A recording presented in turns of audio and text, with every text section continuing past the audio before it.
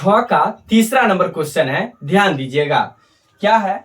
51 पदों की किसी समांतर श्रेणी में अंतिम पद 254 तथा पहला पद 4 है तो पदांतर लिखिए। यानी पदांतर का अन्य नाम सार्व अंतर, इंग्लिश में कॉमन डिफरेंस कहते हैं, उसका मान निकालना है।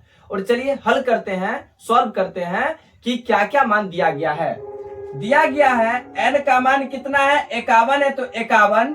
अंतिम पद यानी tn होता है, कितना दिया गया? 254, तो 254 लिख दिए। और पहला पद कितना है? 4 दिया गया है, तो a का मान क्या पकड़ते हैं? 4 पकड़ते हैं। और सार्व अंतर यानी पदांतर बोला गया निकालने, यानी स्मॉल d का मान 1।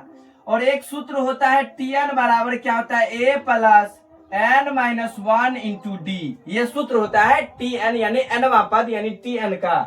tn का मान कितना दिया गया है? तो ध्यान दीजिएगा 254 है, तो 254 बराबर में a का मान कितना है? 4 है, तो 4 प्लस n का मान कितना दिया गया? 51 है, तो 51 माइनस का 1 गुने d का मान निकालना है, तो d रहने दीजिए।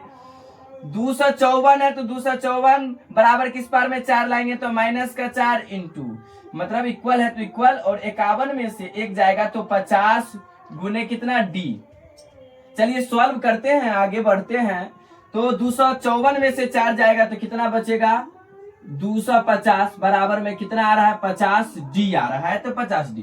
ये 0 से 0 कैंसिल आउट, 25 हो जाएगा। इसीलिए स्मॉल d का मान कितना आ गया? 5। ये क्या हो गया? इस क्वेश्चन का राइट आंसर हो गया। जो पदांतर लिखना था यानी पदांतर निकालना था, उसका आंसर कितना आया? 5 आया।